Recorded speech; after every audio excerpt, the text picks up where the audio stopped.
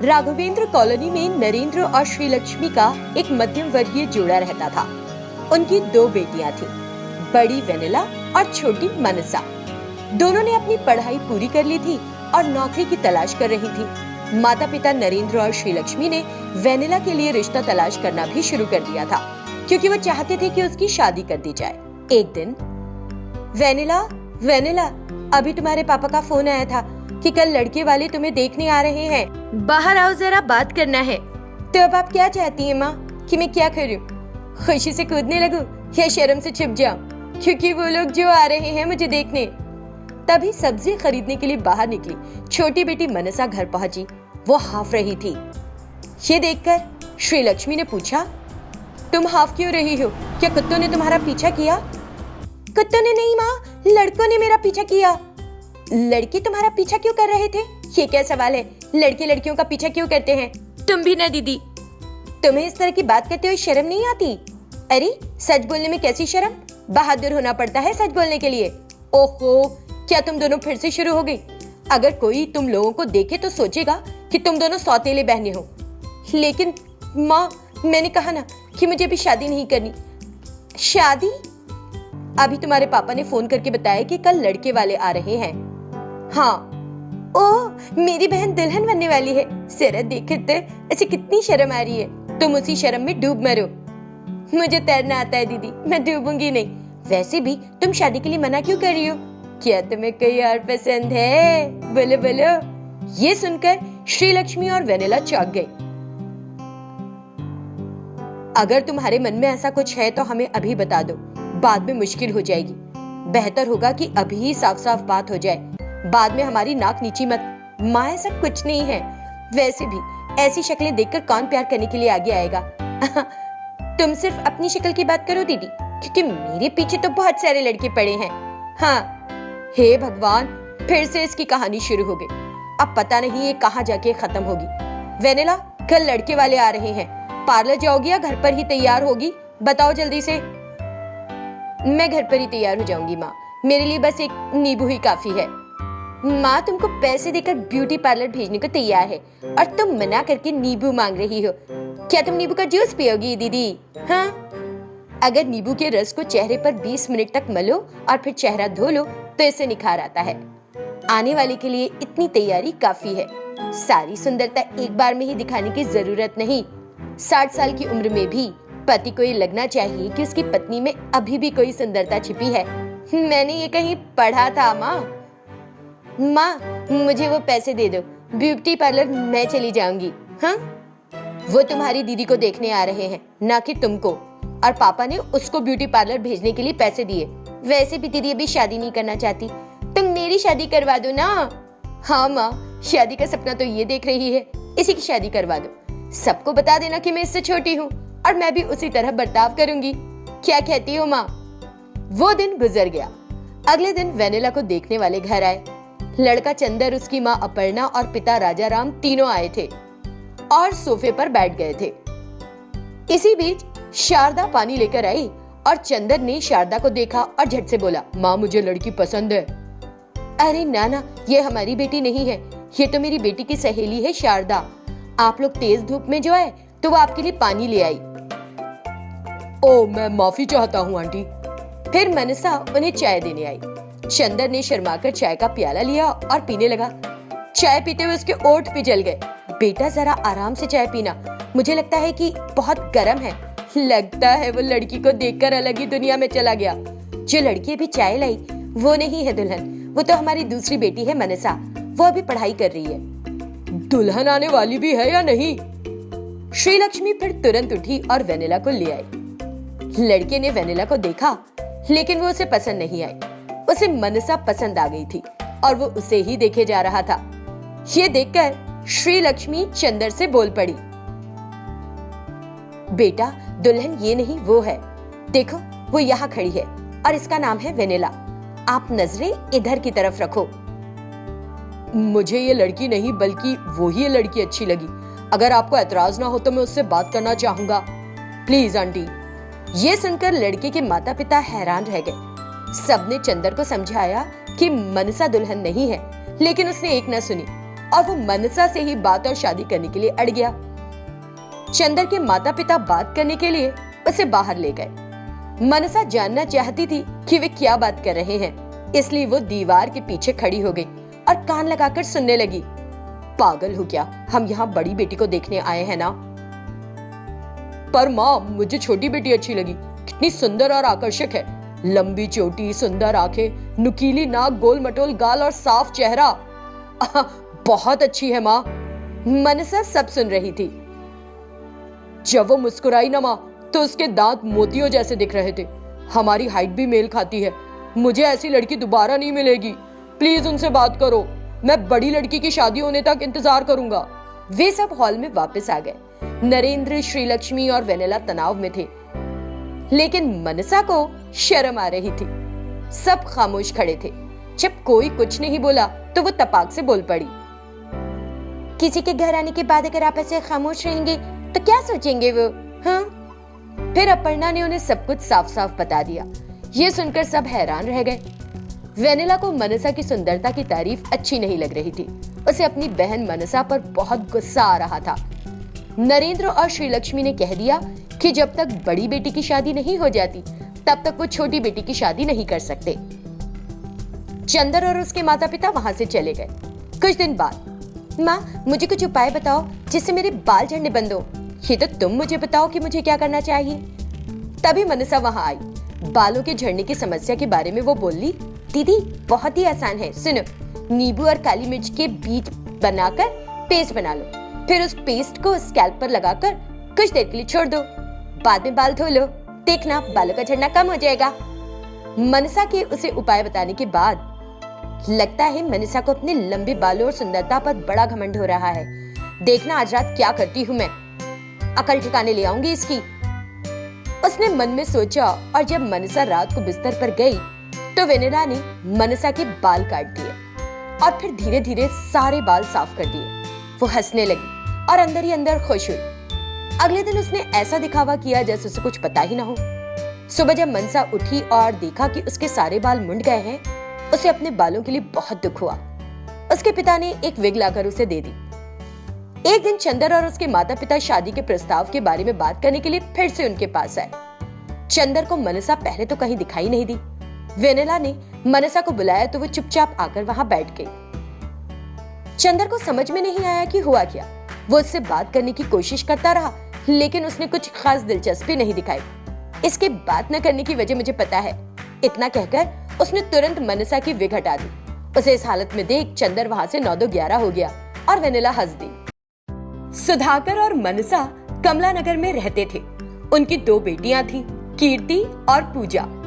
दोनों गहनों की बड़ी शौकीन थीं। उन्हें गहनों का इतना शौक था कि चाहे कोई मर भी गया हो तो भी वो गहने पहनकर उनके घर चली जाती थी। उनकी माँ को इस शौक के बारे में पता था। हे भगवान, मेरी बेटियां गहनों के लिए पागल हैं। कहीं उनको पता न चल जाए मैंने 7 तोला सोना के गहने कहाँ रखे हैं।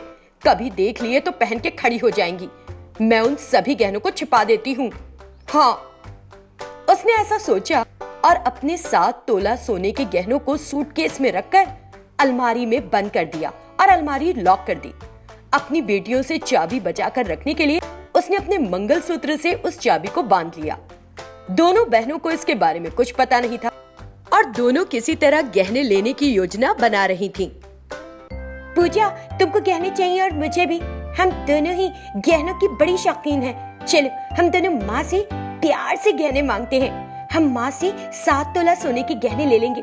उसमें से 3 तोला सोने के गहने तुम रख लेना और 4 तोला सोने के गहने मैं रख लूंगी।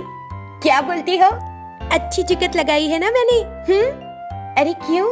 आपके लिए 1 तोला ज्यादा सोने के गहने क्यों? क्योंकि मैं तुमसे बड़ी हूँ, इसीलिए मेरे लिए 1 तोला ज्यादा।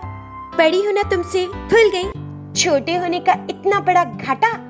7 तोला में से 3.5 तोला के तुम्हारे और 3.5 मेरे, तभी मैं तुम्हारी बात मानूंगी।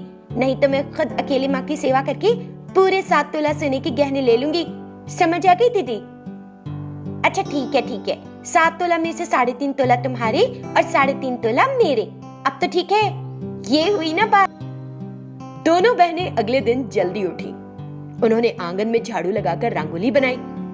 फिर रसोई में जाकर चाय और नाश्ता तैयार किया। बाद में उन्होंने घर की भी अच्छे से सफाई की। अब तक सुबह के 8 बज चुके थे।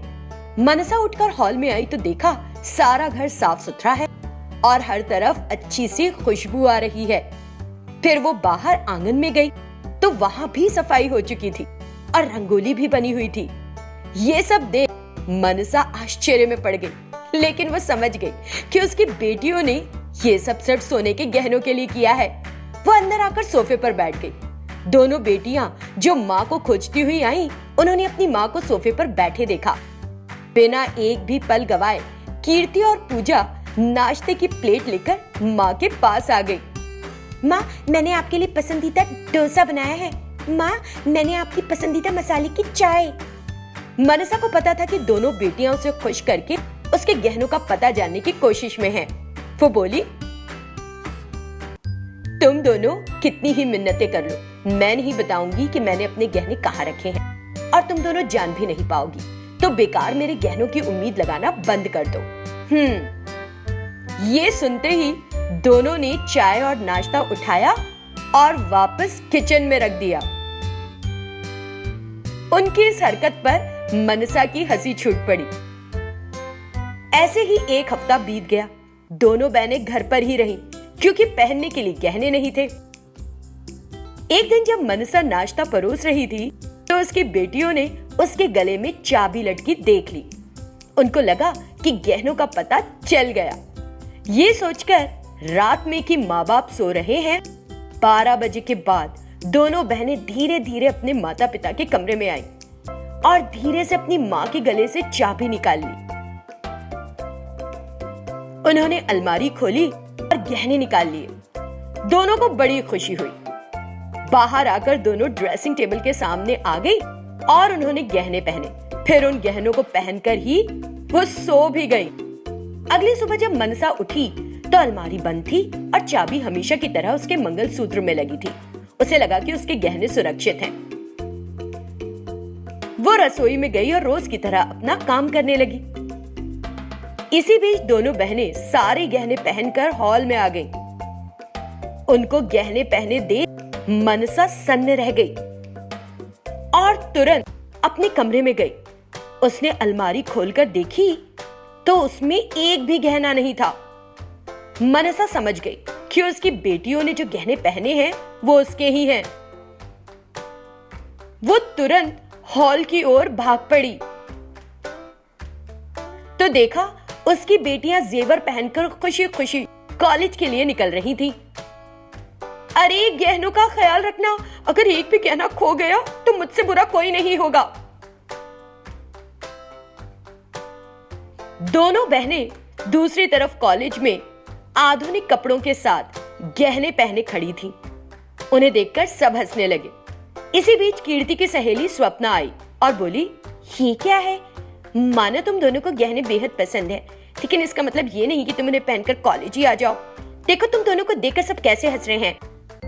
तो हंसने दो, एड़े टेढ़े दांती तो दिखा रहे हैं अपने। कोई त्योहार हो तो गहने पहनना अच्छा लगता है। बिना किसी अवसर के तुम दोनों ने इतने सारे गहने पहने हैं और वो भी कॉलेज में। तुम दोनों को इस तरह देखकर मेरा मन कर रहा है कि तुमको मॉडर्न महालक्ष्मी कहूँ। ये तो बहुत अच्छा नाम है। दोनों शाम तक ऐसे ही ढेर सारे गहने लादे रही। शाम को जब दोनों घर पहुंची तो मनसा का तनाव से बुरा हाल था। उसने कोई काम नहीं किया था और बस अपनी बेटियों की प्रतीक्षा कर रही थी। जब उसने सुनिश्चित कर लिया कि बेटियां सारे गहने सही सलामत वापस ले आई हैं, तो उसकी सांस में सांस आई। कीर्ति और पूजा दोनों हाथ मुंह धोने चली गई और फिर खाने की मेज पर आई। कम से कम सोते समय गहने उतार दिया करो। तुम दोनों और गहनों के लिए तुम्हारा पागलपन। दोनों ने कुछ नहीं कहा, अपना खाना खाया और तुरंत अपने कमरे में जाकर सो गए। दोनों जेवर पहनकर ही सो रही थी। एक रात मनसा उनके कमरे में आई। उसने चुपके से सारे गहने उतार लिए और उन्हें फिर से छिपा दिया। वो दोनों सुबह उठी तो देखा कि उनके जेवर उनके शरीर पर नहीं हैं। वो दोनों गुस्से में आकर आपस में ही लड़ने लगी। वो तकिए, लिपस्टिक, किताबें सब फेंकने लगी। मेरा इससे कोई मतलब नहीं है, ये कहकर सुधाकर काम पर निकल गया। बहुत चिल्लाने के बाद उनको पता चल गया कि उनकी माँ उन्हें गहने नहीं देने वाली है। जब वे कॉलेज जा रही थी तो रास्ते में एक गहनों की दुकान दिखी। तुरंत पूजा को कुछ सूझा और उसने कीर्ति को बताया।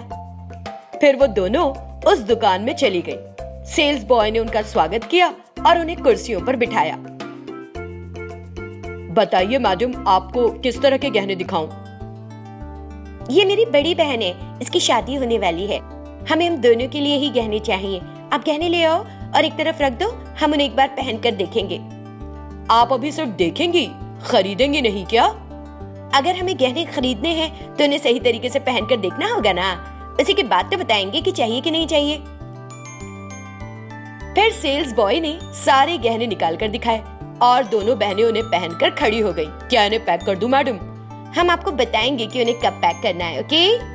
रिलैक्स। और कीर्ति और पूजा गहने पहनकर दुकान में इधर उधर घूमने लगी। कभी इस गहने को छूकर देखती, कभी उस गहने को। बार बार जाकर आईने के सामने खुद को निहारती। सेल्स बॉय बड़ा परेशान हो गया और उनसे बार बार पूछने लगा कि क्या वो उन्हें पैक कर दे।